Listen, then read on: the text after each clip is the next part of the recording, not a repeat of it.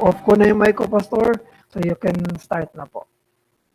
Okay, maraming salamat po sa ARBC, Pastor Joseph and Pastor Erdi at sa mga deacons sa privilege na makapagturo patungkol sa isang napakaselan na usapin about sa history ng particular Baptist. Bago ko magsimula ay gusto kong mag-intro sa isang investigador na kumbaga pag merong krimen na nagaganap ay ang ginagawa ay mag-imbestiga upang matukoy kung ano ang tunay nangyari. At kasama sa investigasyon na ito ng investigador ay ang paghahanap ng eyewitness or mga saksi para mapatunayan ang isang pangyayari. Kung walang isang accurate na saksi o magsasabi ng katotohanan ay mahirap kumbaga patotohanan ng isang pangyayari. So, ganun din naman sa pag-aaral ng history. Hindi lahat ng ating babasahing libro ay makakatulong o makakapagbigay liwanag sa ating pag-unawa patungkol sa kasaysayan. Lalong-lalo na pagdating sa usapin ng pinagmulan ng mga Baptist or Baptista. So dito sa ating notes ay makikita nyo ay halos purely ay quotation from books and references. Kaya gusto kong ibigay ang credit sa mga reading references ko sa pag-aaral nito. Christian History ni Justus Gonzales, Volume 1 and 2. Baptist History ni Thomas Nettles, Volume 1 to 3. James Renihan, Edification and Beauty. Yung sulat din ni Samuel Renihan about From Shadow to Substance at Petty Franz Church. Samuel Renihan and Michael Hykin, Baptist History. So itong mga book na ito ay makakatulong po sa atin sa pag-aaral ng historia o history ng Baptist. So sa history, kung titignan natin ang istorya accurately kahit sa hindi Christian na mga author, merong tatlong movement ng Baptist na nire-recognize during 16th and 17th century. Ito ay ang Anabaptist, General Baptist at Particular Baptist, which is sa panahon natin ngayon ay kilala bilang Reformed Baptist. Ang tatlong itong grupo na to ay magkakaiba talaga sila. Theologically, sa conviction, sa practice, magkakaiba sila. And pagdating naman sa kumbaga lineage o pinagmulan, magkakaiba rin. Maliban lamang sa grupo ng Baptist sa Netherlands na pinangunahan ni John Smith. So ang Anabaptist historically ay nag-start sa Zurich, Switzerland. So may mga base kay Thomas kay Justo Gonzales ay galing ito kay Zurich kay Zwingli, and then yung conviction ng mga Baptist na ito ay unang-una is yung hindi pwedeng hindi agad believers baptism, kundi hindi pwedeng magsama yung state and church. Isa ito sa conviction nila. And then dahil dito sa paniniwalang ito, tinitindigan ng mga Anabaptist, ito rin ang naging dahilan ng persecution sa kanila ng Roman Catholic Church at state sa Switzerland. So pagdating naman sa usapin ng mode of baptism nila, ay hindi naman agad-agad na nag-come up sila sa practice or mode of baptism by immersion. So karamihan o majority na mababasa yung historian ay by affusion. Kumbaga sa brewing process ng coffee, meron tinatawag na yung French press, which is sabi na nga immersion, and then yung pour over, yung inana mo. So yung affusion is yung parang ginagawa ng Roman Catholic Church na binubuhusan ng ulo. At yung mga una nung January 20 and 1525 ay yung unang grupo ng Anabaptist ay binaptize sila by affusion yung kanilang mga kasamahan. And then the early German Anabaptists, of whom Hans Hut is a good example also, baptized by affusion on occasion, but simply baptized believers by dipping his thumb in a dish of water and making a cross on the forehead, the person to be baptized. So affusion, so ito mas extreme nga ito, no?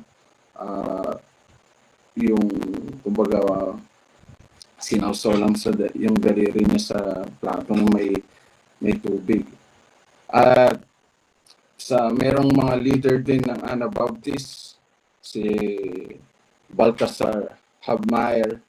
Hindi naman makikita natin dito yung kanilang paniniwala din.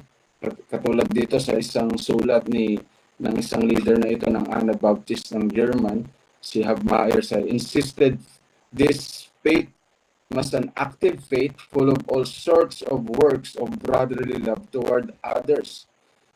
For Hubmaier, this fruit of faith were central to the essence of genuine faith. Sadly, because these early Anabaptists rejected the union of church and state assumed by the majority of professing Christians in Western Europe, which is particularly Germany, their communities were regarded as a dire threat to the stability and security of the state. Thus, many of the Anabaptists perished at the hands of both Roman Catholic and Protestant. Ito ang isang malungkot na hindi natin maikakaila sa history. Na ultimo yung mga Protestant, let's say mga Reform during ng time na they persecuted itong mga Anabaptist dahil lang sa magkaiba silang paniniwala. And then base dito sa ating notes, ito ay kinuha ko kay Michael Hiking, yung paniniwala ng Anabaptist na hindi pwedeng magsama ang church at ang state, which is sa confession during 17th century, yung Westminster, Savoy, and 1689, may maliwanag na yung separation ng church at ng state. At isa pa sa negatibo na kailangan natin titignan kung bakit talagang kinagagalitan ng mga tao ang Anabaptist, especially ng state at ng mga Protestant during nung time nila, is yung the negative image of the Anabaptist in the 16th and 17th century was the capture of the town of Münster in Germany by a group of Anabaptists who believed the kingdom of God could be set up by force of arms. From 1534 to 1535, the Anabaptists of the town were ruled by John Matis and John Wackelson, also known as John of Leyden. They established a theocracy with the property of held in common, legalized polygamy, and punished adultery with death. The town fell to a Catholic army in June 1535. The scandalous horror of Münster made the name Anabaptist a byword for extremism and violent anarchy well into 17th century. So, yung pangyayari sa Münster, Germany, ang isa sa nagpasama sa kanila. At ito ay bunga ng kanilang extreme view sa eschatology. Ang dinideclare nila dito nung kanilang kinuha yung Münster, Germany, pinasok nila or sila nag-take in charge, pinatay nila yung yung namumuno sa bayan na yan, is yun na yung New Jerusalem. Noong time na yan, doon bababa si Kristo. So extreme eschatological view. So mula dito pa lang matututo na tayo. At isa sa gusto ko rin tignan natin dito, yung the town fell to a Catholic army in June 1535. Fell in a Catholic army. Catholic, ang tinutumbok dito is church, isang hukbo na pinapangunahan ng clergy o ng pare. Hindi ito bago nung panahon nila. In fact, sa history, especially during Middle Ages, may mga pangyayari sa history na kung saan ang mga pare ay kailangan nagre-raise sila ng fund para suportahan ang kanilang hukbo. At ang pinaka-issue minsan is yung agawan sa trono ng pagiging pope. Matindi kasi ang pope pagka-pope ka nung time na yan is meron kang say sa politika. Minsan kanang kamay ka ng hari, nagsisilbing kanang kamay ka ng hari or advisor ka. Kita niyo yung larong chess, di ba may bishop doon. So sa politics or sa pangasiwa ng isang bansa during ng mga time na yan is may say ang mga clergy, especially pag sa context ng Roman Catholic schism.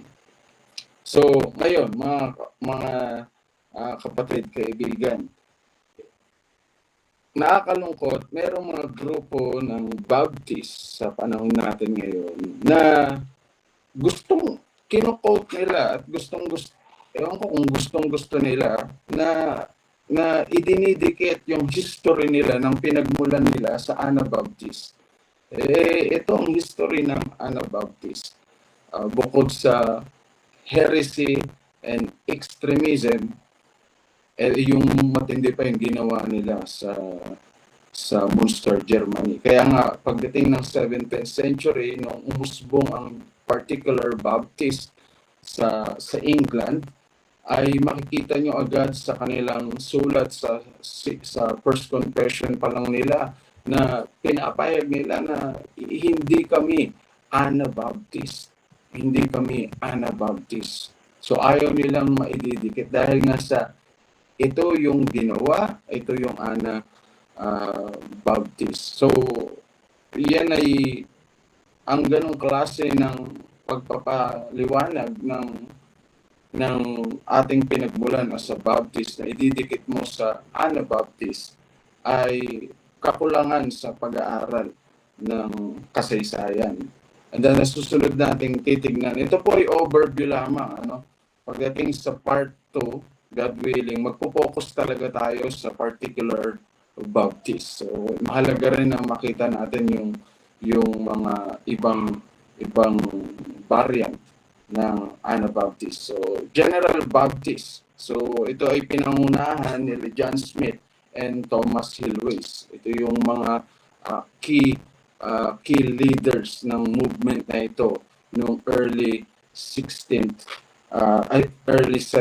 century. So this group arose from independence. So independence. So sa context ng pag nagbabasa tayo ng history, pag sinabing independence, ito yung grupo sa England ng mga Puritan. May mga Puritan na part ng parliament sa panahon natin ito yung mga senado. So kasama ng hari na nagde-decide sa mga manner at minsan nabababa ang hari ng order at sila din yung nagpapatupad. So itong independence na ito, doon nagmula, ito yung mga Puritan, doon nagmula ang si John Smith. So si John Smith is isang Anglican priest na who decided that Anglicanism had not gone far enough in the process of reformation and established an independent and therefore illegal congregation. So since nung time na naman makikita natin yung bakit meron ng ganitong conviction si John Smith as a priest ng Anglican Church na patungkol dun sa pagtingin niya sa Church of England.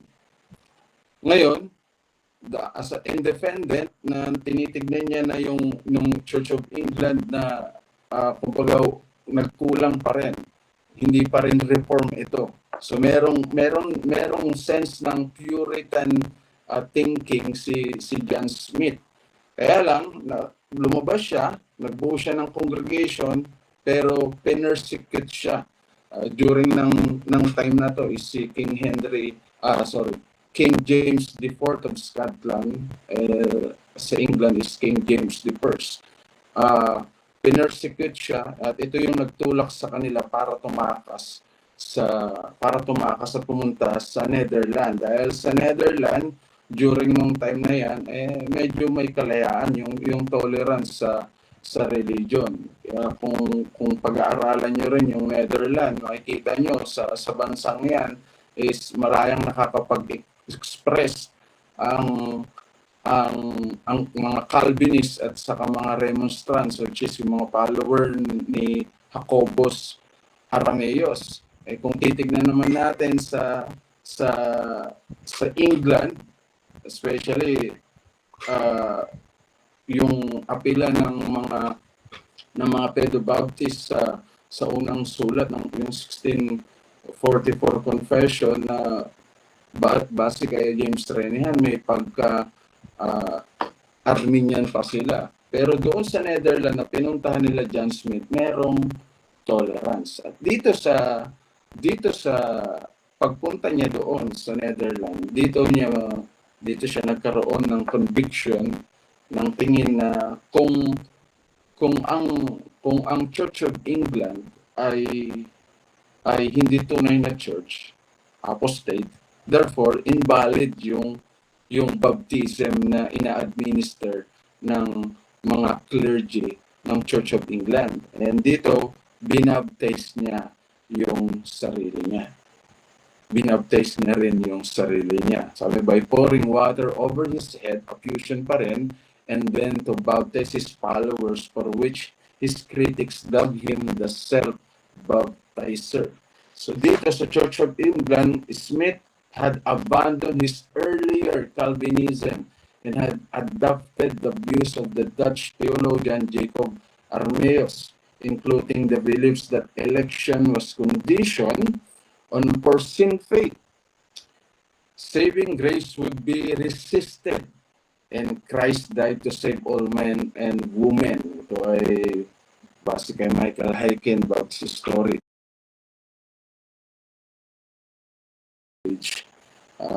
32. So kita ninyo, ang General Baptist, nandun agad sa pangalan nila, yung General Atonement. Pero hindi ito yung General Atonement na view ni Thomas Collier na isang sa part of it. Matatalakay natin yung name na yan.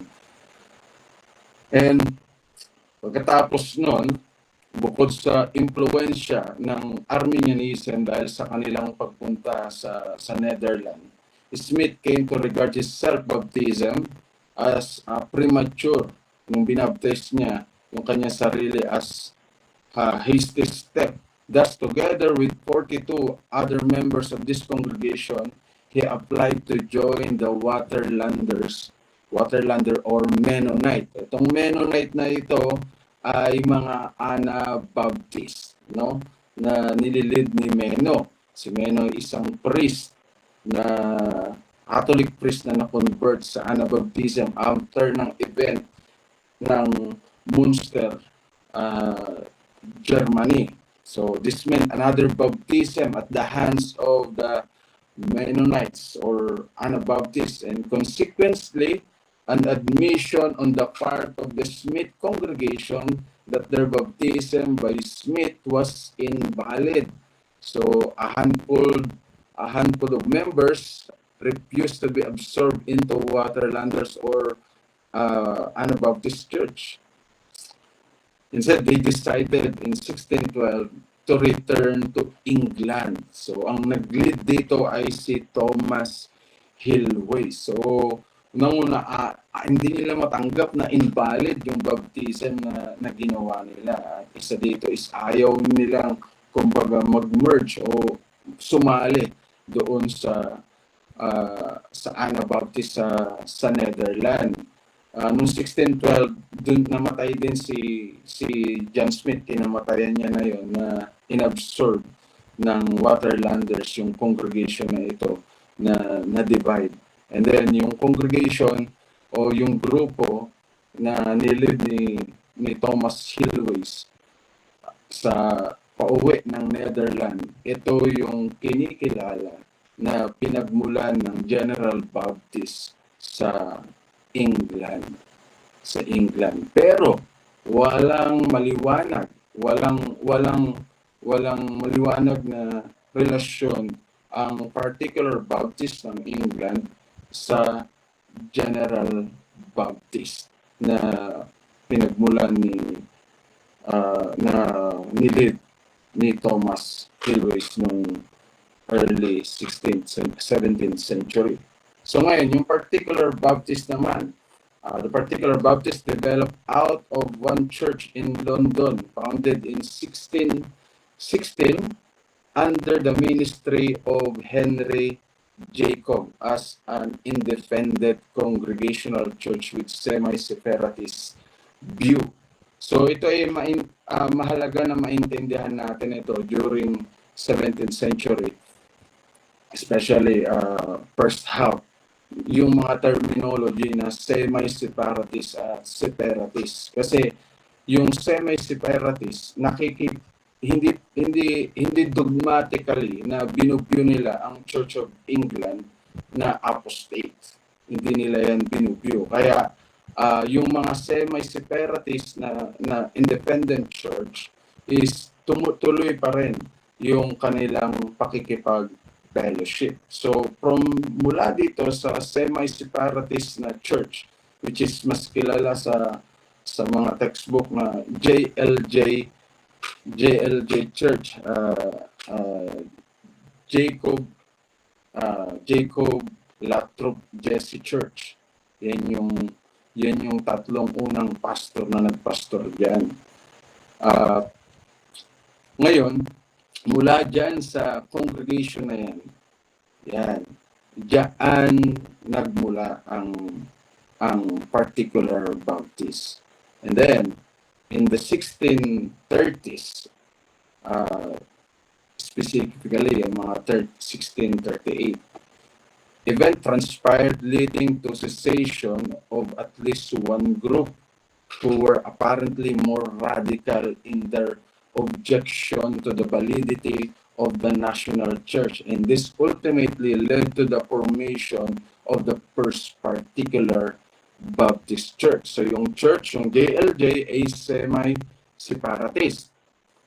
Ngayon, yung cessation, ibig sabihin, lumabas sila doon sa group na yan, sa church na yan, lumabas sila.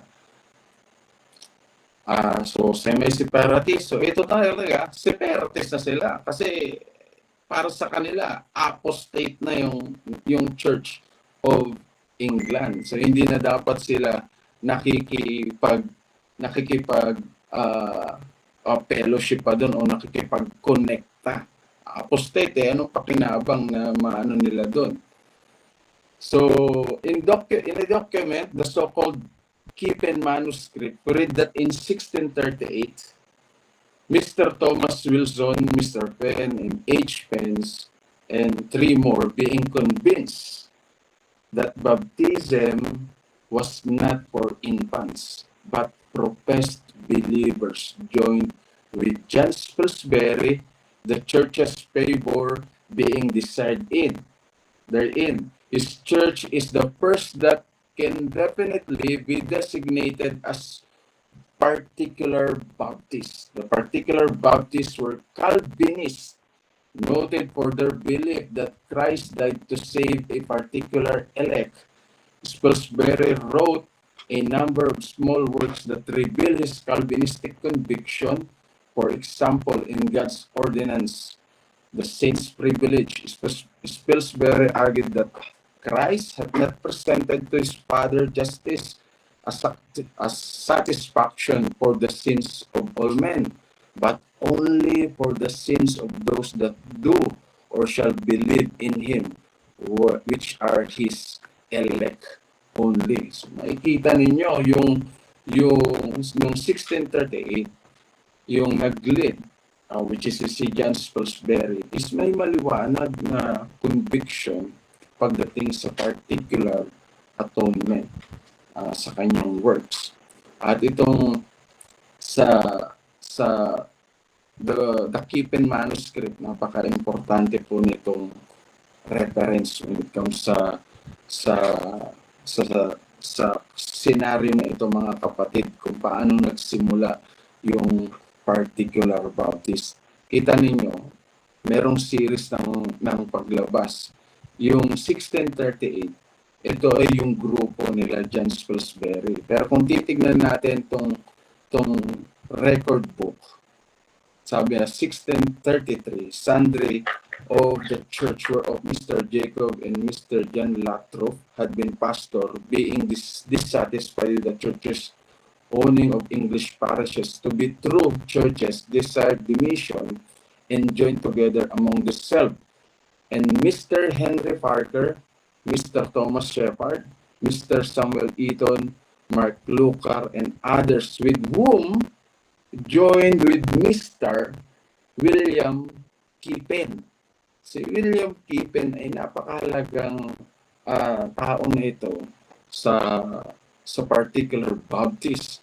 Buhay siya, kasama siya sa pumirma sa First London Confession of Faith at kasama rin siya sa nakapirma sa Second London Confession of Faith. So, kumbaga, pwede nating sabihin na na-mentor niya yung first generation hanggang second generation particular Baptist. Ngayon, sabi ni James Renehan sa kanyang book na Edification and Beauty, page 3, the most important source of information for particular Kippen manuscript, while the original apparently no longer exists, a copy from the early 18th century, most likely transcribed by Benjamin Steeton, is deposited in the Angus Library of Regent's Park College, Oxford.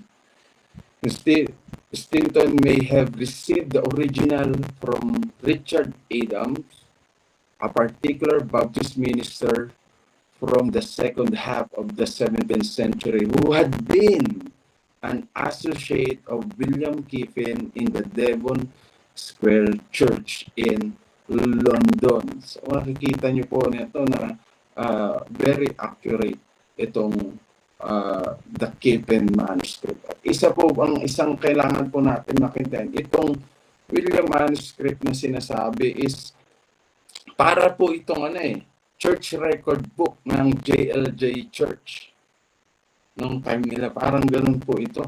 Kumbaga sa panahon natin ngayon, nagpa-practice tayo ng pag-minutes pag may meeting o may nangyayari sa church. Ginagawa din nila to. At itong practice po na ito is natural. Natural po yung pagre-record book, pag-minutes sa panahon natin ngayon. Nung time nila, pagsusulat ng mga ganitong bagay, importante. Ito ay parte ng training ng mga Anglican priest. At kung sa second sa part 2, makikita natin na yung mga first generation, yung mga kasama nila, ay karamihan po doon ay galing sa Anglican Church. So they are priests. So part ng training nila ang pagre-record. Maganda po na makilala din natin sila. Dahil kumbaga para mas lalong maintindihan po natin na itong mga particular Baptists ay hindi po sila mga basta-basta na mga Kristiyano o mga teacher, Bible teacher or mga preacher. Mga aral po ang mga ito may bachelor at master's degree from Cambridge. Mga sikat ito yung kumbaga pag theological study ang pag-uusapan. Isa ito sa naunang eskwelahan nung time nila. And karamihan ng first generation particular Baptist na nag-mentor o nagturo sa mga lay preacher and lay pastor during ng first generation ng particular Baptist is galing dito sa mga eskwela na ito. And imagine niyo yung impact ng renaisan during late ng Middle Ages. Yung access ng mga scholar sa mga antiquities, mga early manuscript. Kaya makikita ninyo yung nababasa nila, yung mga sulat ng early church father, mga patristic period, especially ng mga works ni Augustine. So, point, the particular Baptist must be regarded as a movement spring from the English separatists without any organic link either to the continental Anabaptists or to the earlier General Baptist. So, wala pong connection. So, kita nyo po kung ang General Baptist, especially kapag merong sulat si Thomas Hilways na confession din ng General Baptist. At may maliwanag din sila na sinasabi. Ayaw din nilang madikit. Kaya yun nga yung rason kung bakit sila nag-split, di ba? So, ganun din ang General Baptist. Wala siyang connection sa Anabaptist. In fact, pagka Anabaptist ka noong 17th century, ang isang parang agad na tingin sa'yo is terorista dahil sa nangyari sa Münster, Germany. So, ito pong part na ito ng notes natin is overview ng tatlong klase ng General Baptist. Ngayon, mahalaga po na kasi po yung movement ng General Baptist is halos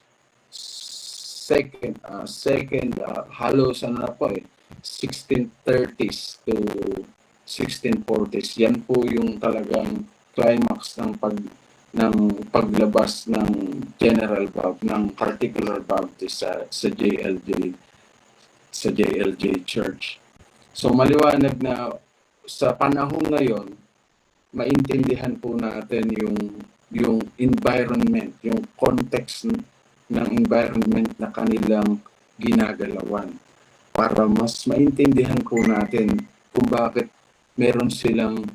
bakit ganun yung action nila, bakit ganun yung mga sulat nila.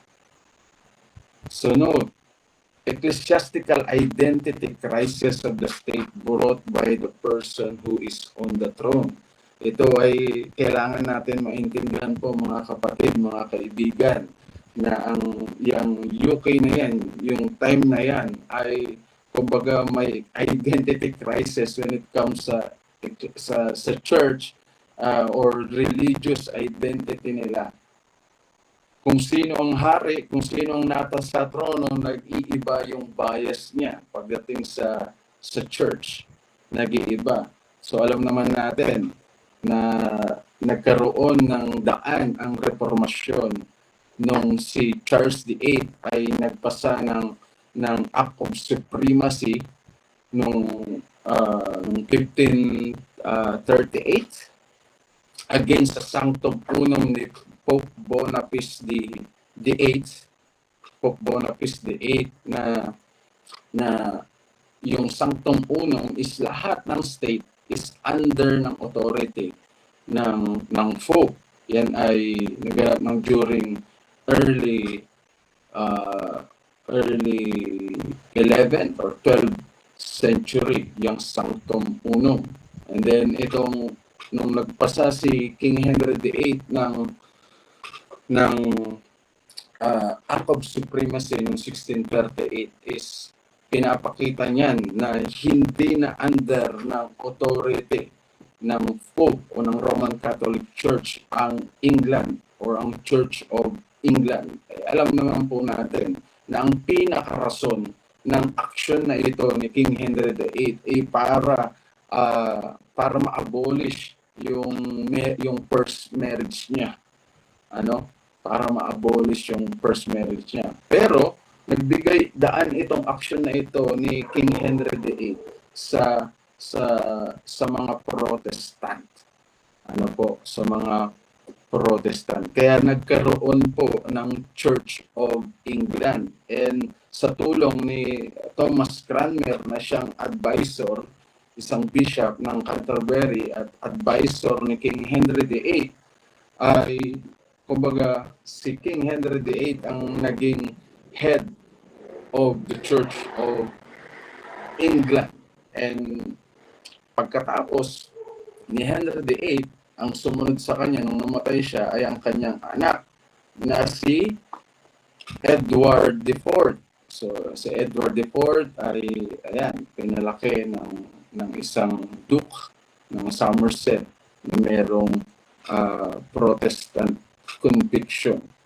And the first 3 years of his reign under the regency of the Duke of Somerset were a period of great advancement for the cause of the reformers. Yan.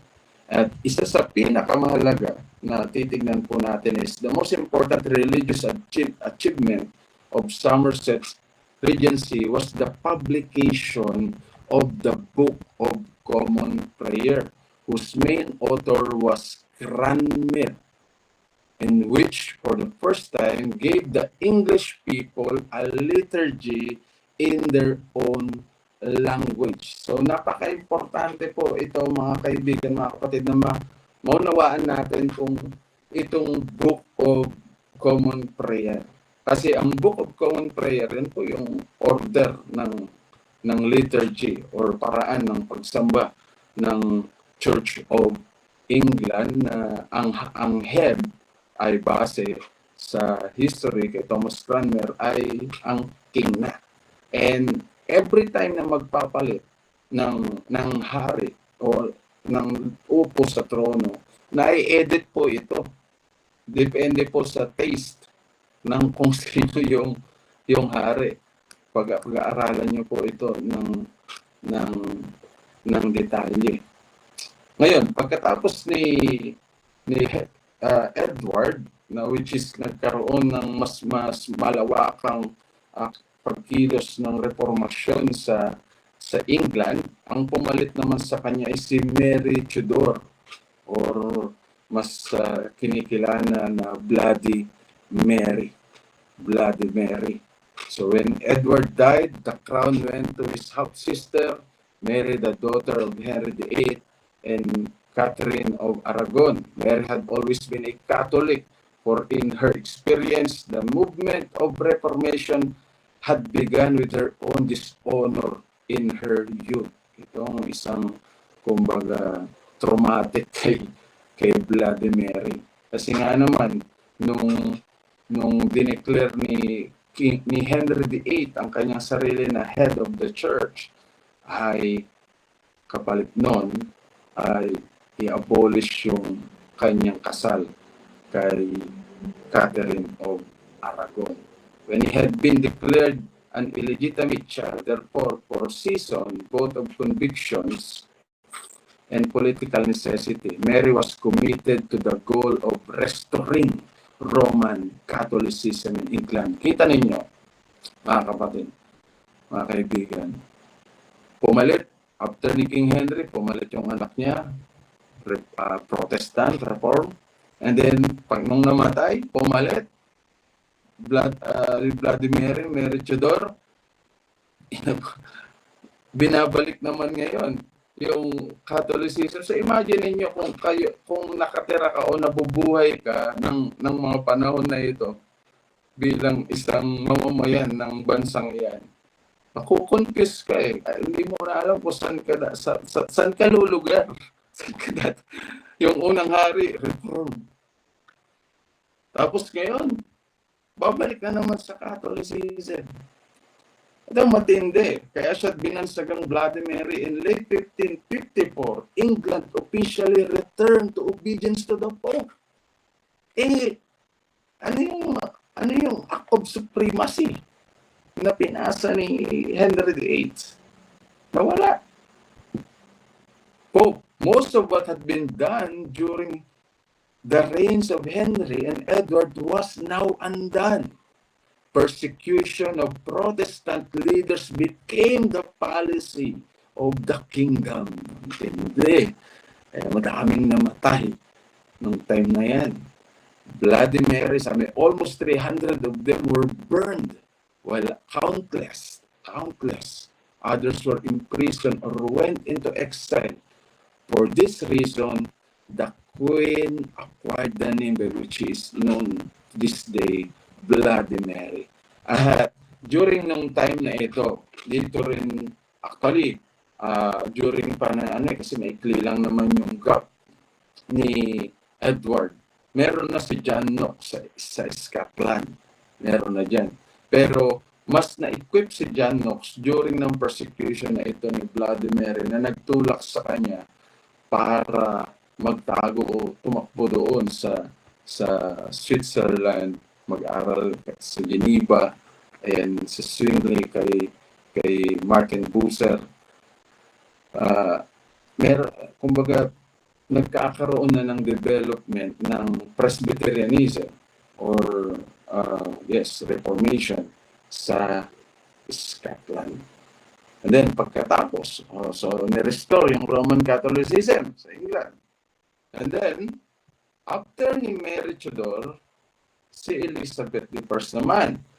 Ito na, Mary died late in 1558 and was succeeded by her half-sister Elizabeth, the daughter of Henry VIII and Anne Boleyn. Ito yung pinagpalit na ito yung naging dahilan kung bakit nagano ng act of supremacy dahil sa babae na to. So Charles V had repeatedly suggested that Mary have her half-sister executed. But the bloody queen, may puso pa rin naman, had not dared go that far. And now, her policies were undone. Nirestore niya yung Roman Catholicism. Ngayon, pagdating ni Elizabeth I, bago na naman. She had been brought up to believe that her father had done right in proclaiming himself head of the Church of England, and she would not waver in that conviction. So, nirestore ulit niya but at the same time, politically, nakuha niya yung prinsipyo ng tatay niya bilang hari, siyang head of the Church of England. This was also, nung time ni Elizabeth, this was also the time when Winnie, who had left the kingdom for religious reason, returned to their homeland. Ito yung mga na exile during nung time ni Vladimir. Ngayon, bumabalik na sila. Sa pagbalik nila, bringing with them Zwinglian and Calvinist idea they had learned on the continent. Yan. Dito na nagano. Mga time na to, buhay pa rin si John Knox. And Elizabeth was not a Protestant extremist. Her ideal was a church whose practices were uniform, thus uniting the kingdom in common worship, but in which there would also be great latitude for varying opinions within the church.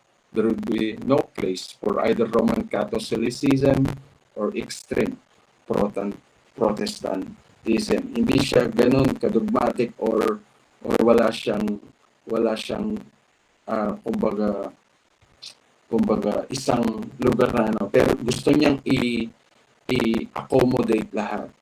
Pero mas matimbang pa rin yung kasi nagbalikan itong mga exile mula doon sa reign ni Vladimir. At ang isang titignan natin, Elizabeth religious policy found expression and support in a new edition of the Book of Common Prayer. Kita ninyo, yung sinasabi ko po kanina, na itong Book of Common Prayer is napaka-importante po nito sa England nung mga time na ito.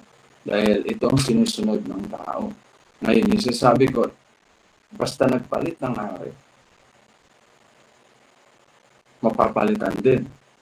Kumbaga may edit ito. Kaya yun yung heart ng mga reformers during 17th century.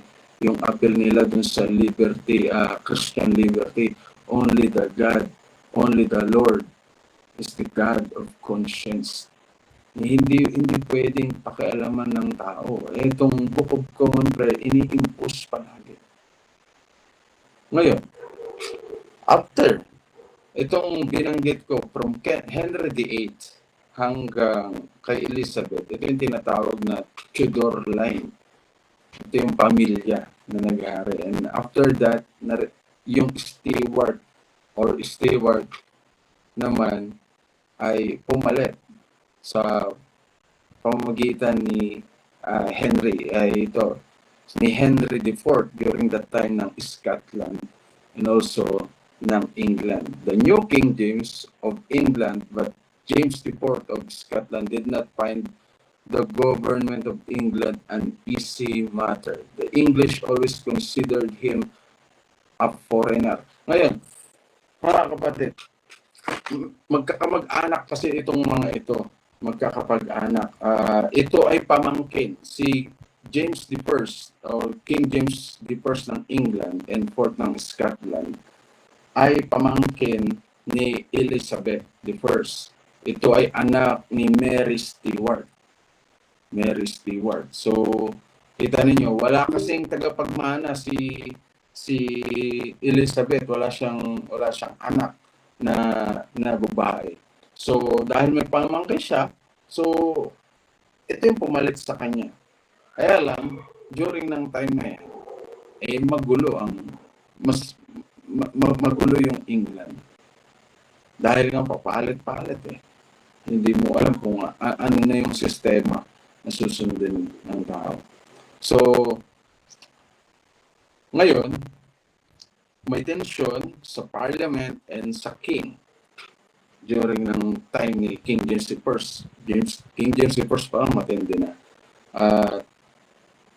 Neighboring Scotland, from where the new king had originated, had moved further along the road of Reformation. English Calvinists felt that time was ripe for similar changes in their own land. So kita ninyo, yung Scotland ay kumbaga lumalago na sa kanilang sa Reformation. Ngayon naman, itong England, pero may mga Calvinist na. Bakit? Yung mga nagbalikan. Di ba? Yung mga nagbalikan na from exile sa reign ni Bloody Mary, nagbalikan nung time ni Queen Elizabeth I. So kaya meron ng mga Calvinist dito sa time na ito. At karamihan is part ng parliament, parang sinado sa panahon na yon. Sabi itong mga English Calvinist na ito, na part ng parliament, this more radical Protestant were not organized in a single group, nor did they agree on all matters, and therefore it is difficult to describe them in general terms. They were given the name Puritans because they insisted on the need to purify the church, specifically the Church of England, through a return to biblical religion. Ganda ng nila. So, many insisted, ito yung mga differences nila, many insisted on the need to keep the Lord's Day. Ito ang ganda. Devoting it exclusive to religious exercises and to the practice of charity. They also rejected the Book of Common Prayer. So, paano hindi sila magkakaroon ng tensyon sa hari? They also rejected the Book of Common Prayer. Isa ito sa pinapatupad ng monarch para magkaroon ng uniformity. And then these Puritans, they rejected the Book of Common Prayer and the use of written prayers in general, declaring that such prayers lead to insincerity. Pag titignan nyo po ang Book of Common Prayer, lahat po ng klase, kung ano yung prayer ng clergy, nandun na nakasulat. Kumbaga, sa kasal, nakasulat. Kumbaga yung mga Puritan, pagdating sa preaching, makikita niyo may mga apela sila na hindi natural yung preaching ng Anglican. Kasi nga, kumbaga parang scripted eh. Ultimo yung panalangin, scripted. Kasi nga nakasulat sa Book of Common Prayer. And the Puritans, they rejected ito. Kasi yung Book of Common Prayers, may bias din sa political motives kung sino yung nasa trono. Sabi ko nga, nai-edit yan. And the use of written prayers in general, declaring that such prayer lead to insincerity. So they were not absolutely opposed to the use of alcohol. For most of them drank moderately, but they were very critical of drunkenness, particularly among ministers of the Church of England. So many Puritans were opposed to bishops. Ibig sabihin, kung sino yung bishop. Kasi yung bishop parang nagiging kanang kamay ito ng hari. Siyang nagpapatupad ng gusto ng hari sa aspeto ng church. They argued that the episcopacy, at least as it existed in their time, was a later invention. Which is totoo ito. Itong bishopric office ay nangyari lang naman to o na-aprobahan ito na practice ng Roman Catholic Church, during sa Chalcedonian Creed. Ito ay parte sa isang na-aprobahan ng council during Chalcedonian Creed, itong bishopric office not found in the Bible, and that the church ought to look to Scripture as its constitution, not only in the matters of doctrines, but also in things having to do with its organization and governance. Others insisted that the New Testament church was ruled by presbyters, that is, by elders, and that a truly biblical church ought to be so ruled.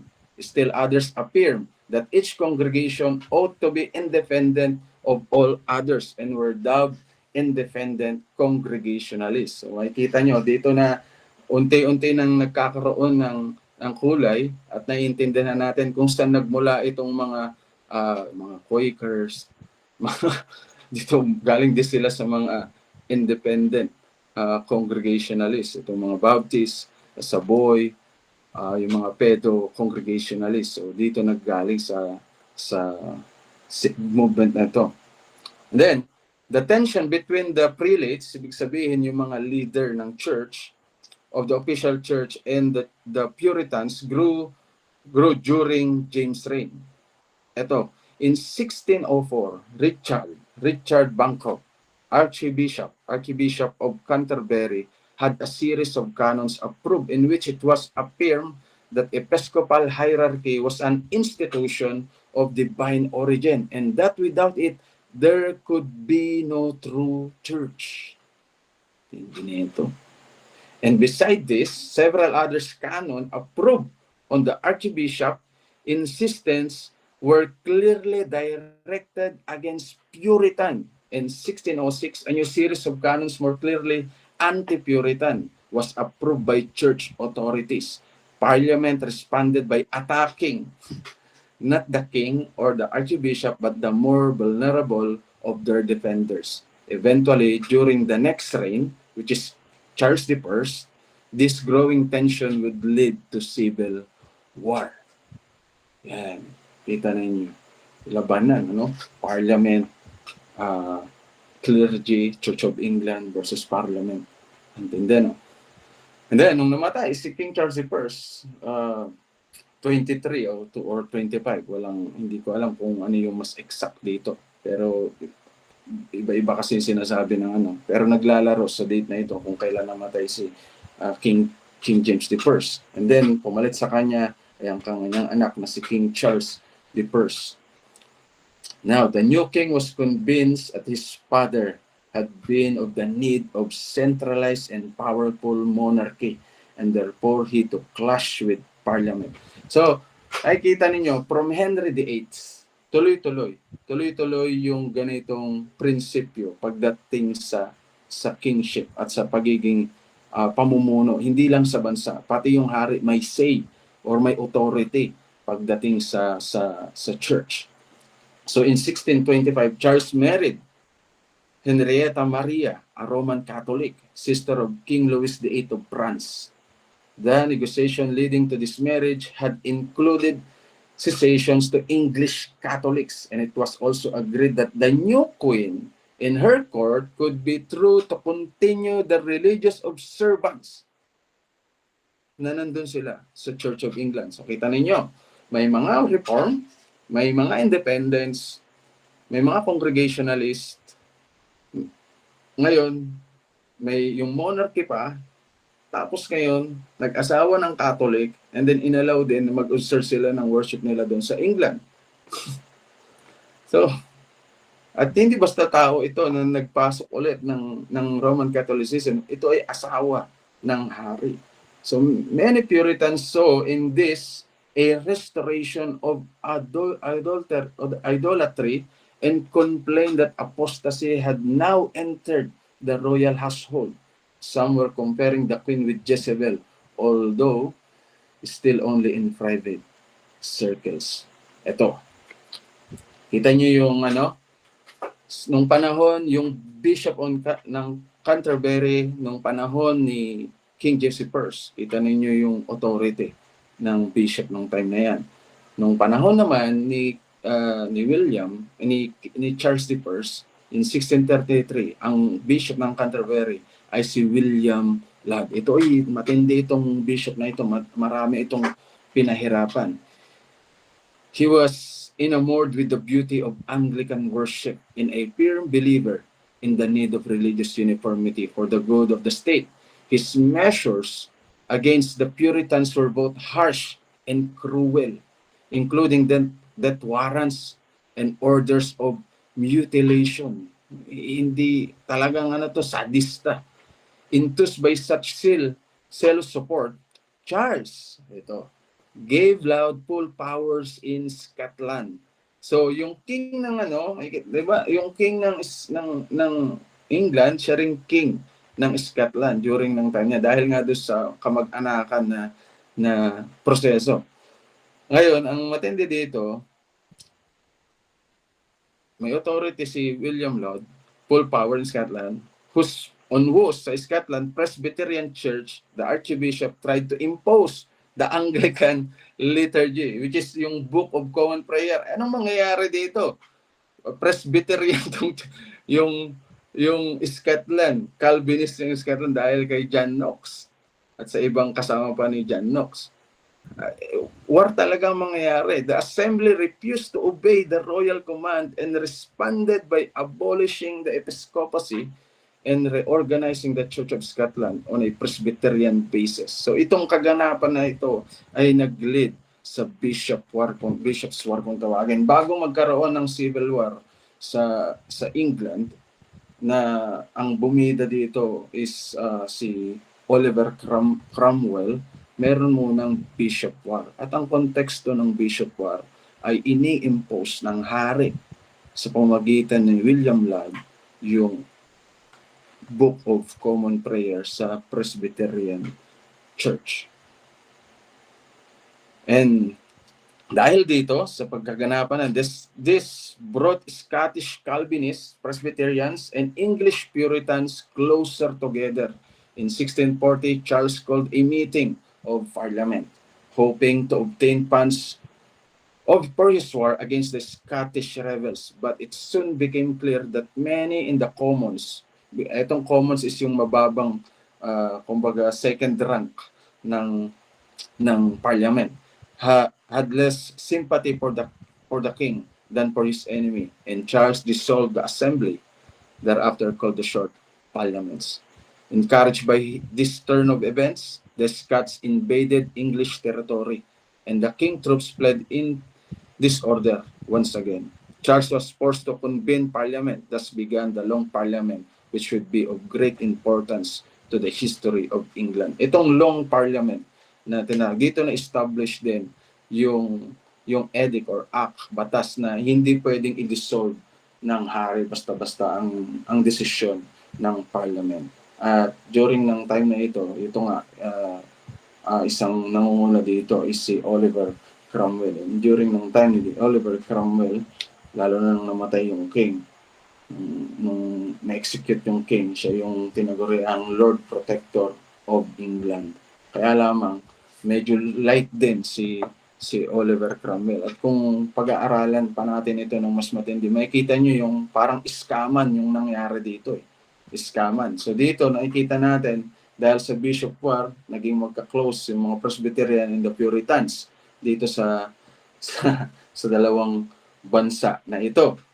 And during noong time na rin yan, ng Long Parliament is nag-surrender si King Charles I. At habang may relasyon tong dalawang ito, nakikipag-communicate naman si King Charles I sa Ireland. Dahil ang Ireland is Catholic, ginamit niya yung asawa niya na Catholic para tulungan siya. Pero hindi naman ito nagtagumpay. Hindi naman nagtagumpay. May isang senaryo, no choice na si King Charles I. Ang ginawa niya is kinausap niya yung England yung Scotland na aaprobahan niya, papabor siya doon sa Act of Solemn League, tulungan lang siya.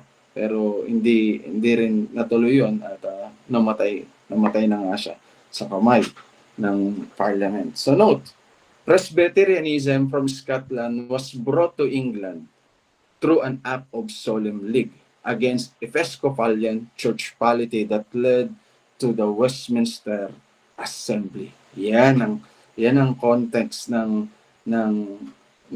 Presbyterianism sa Scotland dahil sa Civil War. Ito, hindi to Christian author. Encyclopedia Britannica, Solemn League and Covenant in 1643, an agreement between the English and Scots by which the Scots agreed to support the English parliaments in their disputes with the royalists in both countries, pledged to work for a civil and religious union of England, Scotland, and Ireland under a Presbyterian. The Westminster Assembly, September 25, 1643, written by Alexander Henderson. Ito ay napakahalagang tao rin sa history ng Presbyterian, especially sa era na ito. Ito si Alexander Henderson kasi siya sa leader ng mga Presbyterian during ng time na ito. And the covenant was considered primarily a civil agreement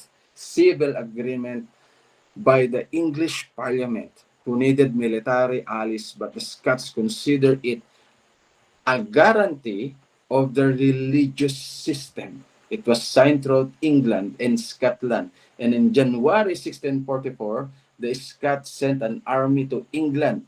King Charles I surrendered to them in 1646.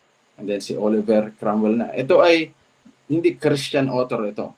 Pero kita ninyo, sa sinabi naman, quote ko si Justo Gonzalez sa kanyang Christian History, volume 2, page 159.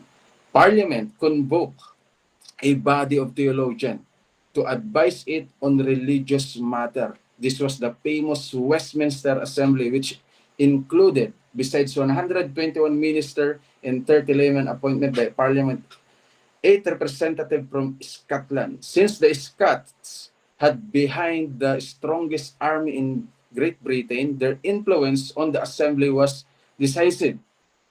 It suffices to say that although some of its members were independents, that is, supporters of the congregational form of government, and others leaned toward episcopacy, the assembly opted for the Presbyterian form of government and recommended that Parliament adopt it for the Church of England. And then the course, dahil sa civil war, na yung kampihan ng hari at saka ng Ireland, and the course of war forced them to join the Scots in a solemn league and covenant that committed them to Presbyterianism. This was finally enacted in 1646. 44. So kita nyo, partly may political, merong politika na halo itong action na ito sa part ng mga Presbyterian from Scotland. Ito ay patunay ng isang Christian author at non-Christian na reference. So point, knowledge in the historical context of the environment of the forefathers of the particular Baptist is vital to understanding more of the context of their conviction and works. So mahalaga po ito na makita natin at maintindihan natin na ito yung kalagayan ng mga forerunner ng particular Baptist at ang ibang independents during ng time na yan. Ito yung environment nila. So napaka-importante na maunawaan natin ito upang makita natin bakit ganun yung mga sulat nila. Very, very polemical, very parang minsan napaka-agresibo. Pag hindi natin alam yung context, kung ano yung nangyayari sa kanila nung time na yan, maaaring ma-misrepresent natin sila. So yung pagkaalam, kaunawaan sa konteksto na ito, ay it will lead us to an accurate presentation of their origin and works. Mas lalo nating maiintindihan yung mga sulat ng mga forerunners, forefathers ng particular Baptist, yung context ng mga sulat nila, letters nila, treatise nila. And also, it would lead us, habang binabasa natin, naunawaan natin yung context ng works nila, it would lead us to consistency in their theological works that will cultivate a high view of Christ. Ito ang pinaka makikita nyo at nangingibabaw sa mga works ng early particular Baptist despite ng ganitong kalagayan nila is yung high view nila kay Kristo. Isang, sabi ko nga sa kanina sa preliminary, si John Spilsbury, kita niyo yung works niya. Although ang context ng works na ito ay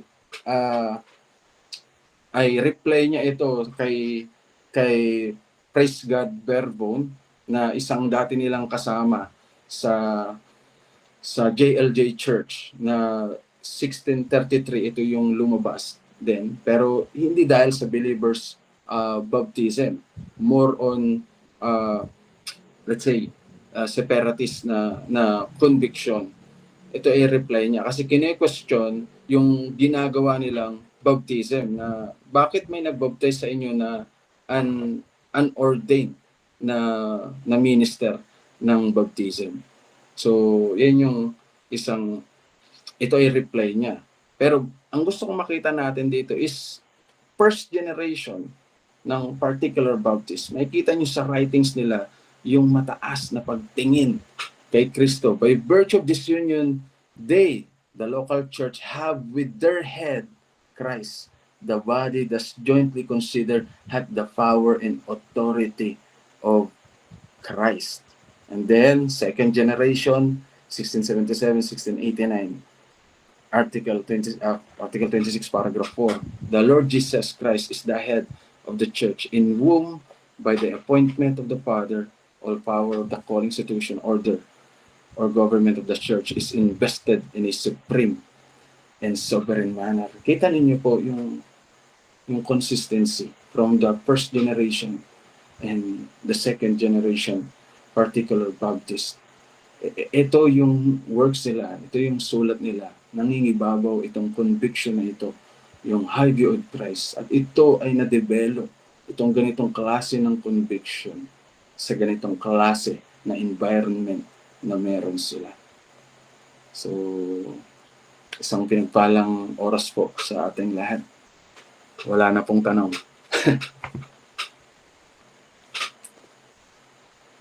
And maraming salamat, Pastor, for this study. Napaka interesting and very technical talaga yung mga natin ngayon, focus sa history. So, merong tanong, Pas.